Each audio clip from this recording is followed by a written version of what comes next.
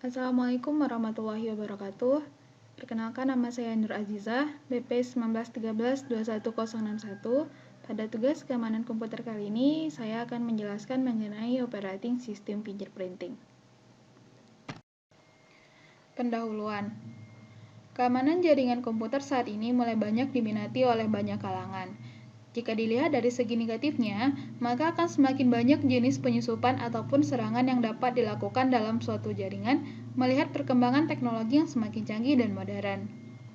Untuk itu, suatu sistem keamanan jaringan harus dapat melindungi data terhadap serangan atau penyusup di jaringan oleh pihak yang tidak berwenang. Bentuk serangan dari luar jaringan dapat bersifat merugikan, seperti pengambilan data atau informasi tanpa izin. Jenis serangan juga dapat berkembang semakin luas seiring dengan perkembangan teknologi. Contoh jenis serangan yang merugikan pada jaringan antara lain DOS attack, spoofing, PHP injection, OS fingerprinting, dan lain-lain. Serangan-serangan tersebut tentu sangat merugikan jika tidak dapat terdeteksi oleh jaringan komputer yang sedang digunakan.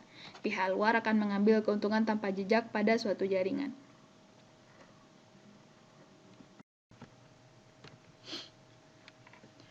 Baiklah, pada pembahasan ini saya akan membahas mengenai OS fingerprinting. OS fingerprinting membantu administrator IT untuk melakukan penilaian kerentanan dan audit internal dalam mengamankan sistem jaringan mereka. Dalam jurnal OS fingerprinting, tujuan dari OS fingerprinting ini dapat bervariasi, mulai dari sebagai alat untuk audit internal atau penilaian kerentanan eksternal, mendeteksi perangkat yang tidak sah di jaringan, atau melacak status penyebaran sistem operasi host, hingga menyesuaikan eksploitasi yang menyinggung. Persyaratan dari OS fingerprinting ini diantaranya, yang pertama, akurasi. Kesalahan tipe 1 dan 2 dalam istilah OS yang salah terdeteksi. Yang kedua, firewall and IDS neutrality. Yaitunya OS fingerprinting tidak boleh diganggu atau mengganggu firewall dan IDS yang ada dalam sistem jaringan IT. Yang ketiga, politeness. Yaitunya OS fingerprinting tidak boleh membuat volume lalu lintas jaringan yang terlalu besar atau menyebabkan kerusakan pada sistem jaringan IT. Yang keempat, adaptiveness dan extensibility. Yaitunya OS fingerprinting harus adaptif dan mudah diperluas ke OS baru atau update. Dan yang terakhir yaitu complexity. OS fingerprinting dapat meminimalkan waktu dan kerumitan lain seperti kebutuhan ruang. Baiklah, yang pertama kita akan membahas mengenai passive fingerprinting. Passive fingerprinting ini tidak mengganggu lalu lintas dengan dan dari target. Hanya ada beberapa situasi di mana passive fingerprinting ini dimungkinkan. Yang pertama, korban terhubung ke penyerang, dan penyerang ingin menentukan jenis sistem apa yang terhubung ke mereka.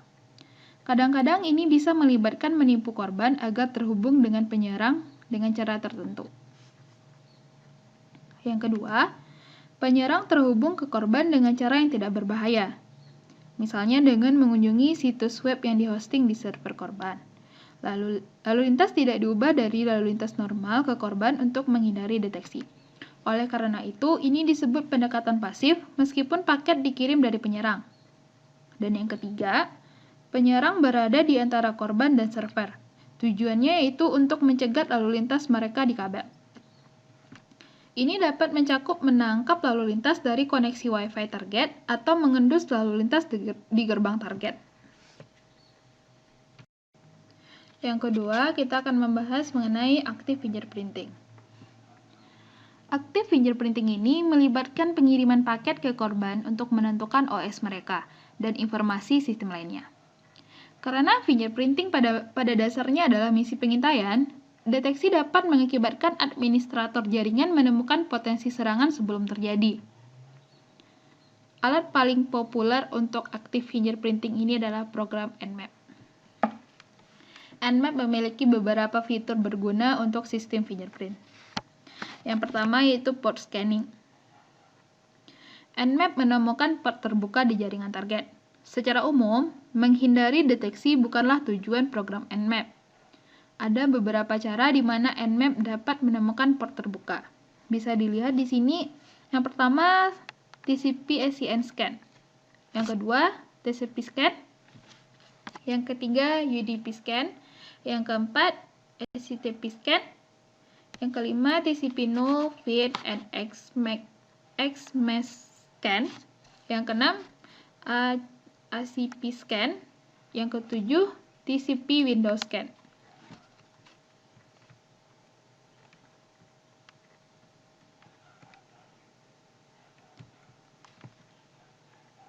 Fitur yang keduanya yaitu penemuan host.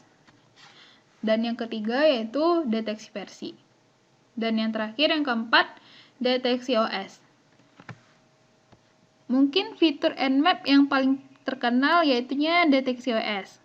Deteksi OS ini mengirimkan serangkaian paket TCP dan UDP ke korban dan membandingkan respon terhadap database lebih dari 2.500. Yaitu kebanyakan dihasilkan komunitas sidik jari OS yang dikenal.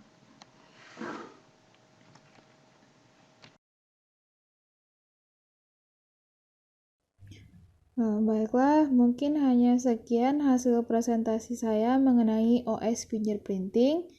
Apabila terdapat kesalahan, saya mohon maaf. Saya sudahi dengan wassalamualaikum warahmatullahi wabarakatuh.